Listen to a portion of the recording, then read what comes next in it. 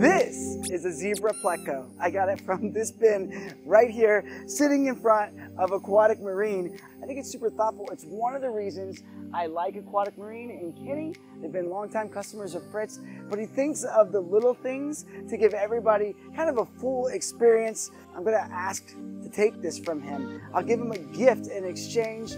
Let's go do it, okay?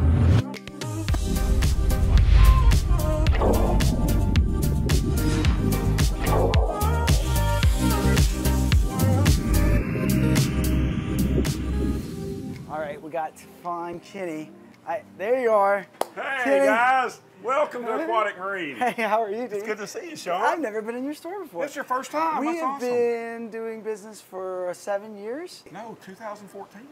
That's when I started. I'm getting old. I met Kenny when he was working out of a service truck and taking care of his customers by doing services. How many square feet is this? Shy of 3,500. 3,500 square feet. That's a pretty big fish store. Show me around. Show me everything that Aquatic Marine has been. Okay, awesome. Well, let's start right here at the sink. This is water sink. So anytime you come in to get water for your aquariums, whether it's RO, RODI, or salt, we have many different ways we can serve you. And we have what we call ladies jugs. They'll bring their small 1-gallon jugs in, and we put in these just so we can fill their jugs without getting everything really wet. So people can bring their water, follow it in, and all they do is they drop them in the sink, and then we fill them up and put them in front of the axolotl wall. So this is pre-mixed salt. Yes, you crack that, and you're going to get Fritz red RPM, high alkalinity product right out of those. RODI is in the middle. And they're both the same tap, so salt is salt. It's just the size of the hose, so we can properly give it to our customers. I know that you all are going to Sustainable Aquatics. We buy all of our clownfish. So these are all from Sustainable? These are sustainable fish right here. Which is where we're going after we leave here. Yep. Jefferson, Tennessee, and we're in Knoxville, Tennessee, so I try really hard to support Tennessee families, so we stick with Sustainable. The quality of their clowns are amazing, and you know, they're definitely one of the best in clowns. I'm really excited to check out the place today. Yes. Our invert system, anemone system, got our dragon's breath in there. This is kind of where everything kind of comes into, catch all. We sort it, different things, but we have our inverts sorted out and different things. Check out this, Jimmy. Have you seen dragon's breath before? Yeah, in at Heps? No, at Top Shelf. Top Shelf, yes. So I think this is really cool and kind of underrated. You're now starting to see people do aquariums where it's like all dragon's breath, right? And it's like beautiful. Rock dragon's breath. It's Top Shelf actually grows the dragon's breath down in their refugiums underneath. So the water runs through and turns that dragon's breath, helps to clean up the water, right, for their system. Nutrients. Yeah. I think you all met yeah, we were petting him. Yeah. Yeah, did you get to pet him? Yeah, I didn't get to pet him, but I saw people pet him. If you want to wash your hands later, you can pet him, but... Is this Todd? No, this is Giuseppe. Giuseppe, okay. Yeah, I was going to name him call Todd. him. I mean, he looks like a Todd to me, you know. So. Yeah. Giuseppe eats well, it looks like. He's nice and fat. Yes.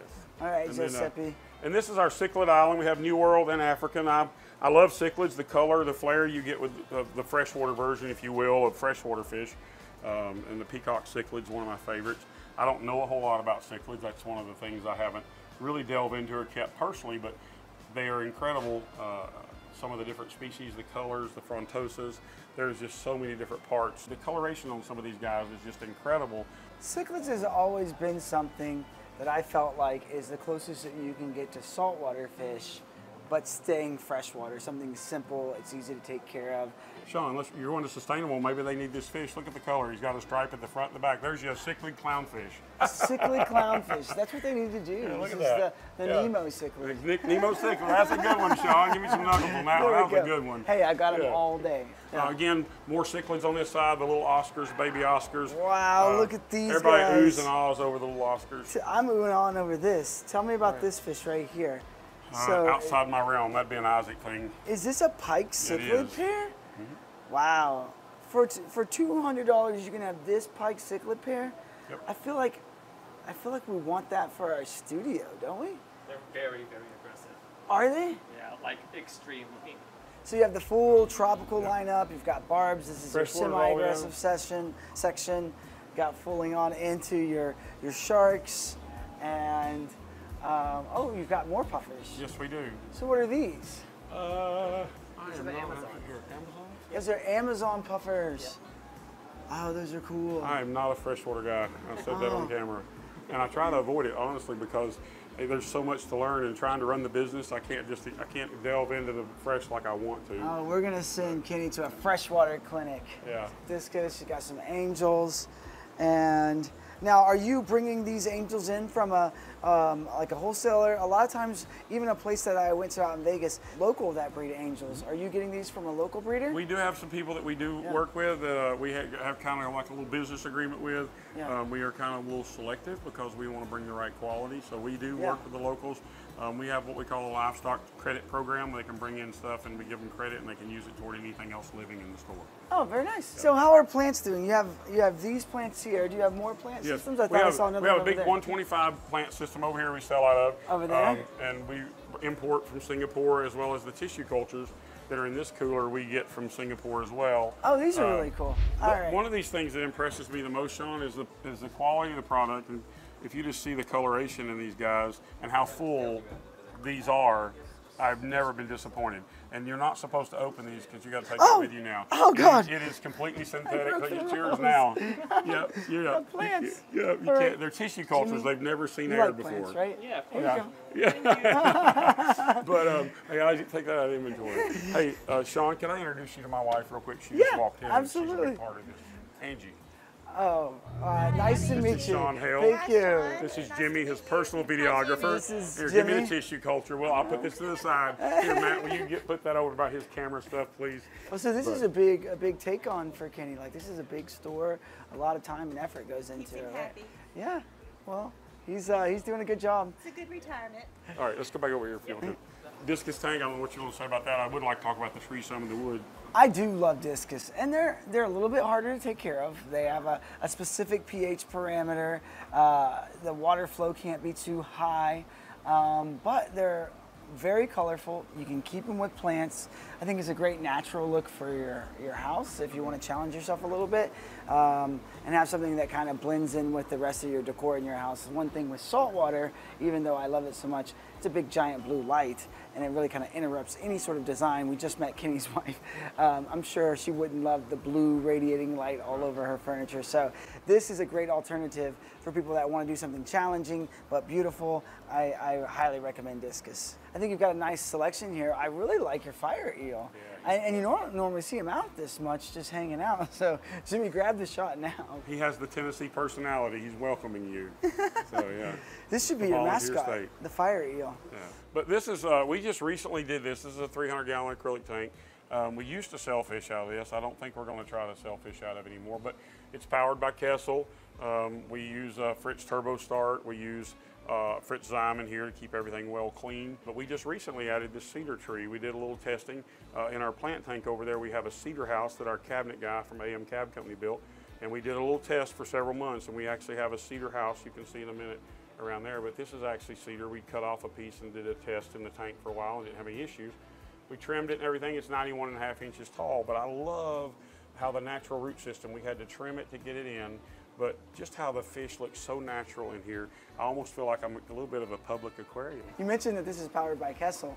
That's only one little Kessel light making all that light in here. That's pretty impressive. But also by undersizing the light a little bit, it helps with algae control. I've learned a few tricks in my day.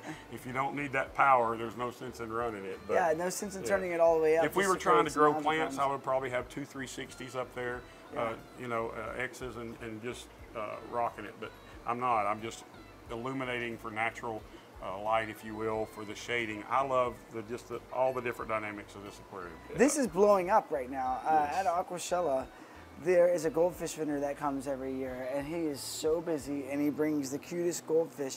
They have so much personality.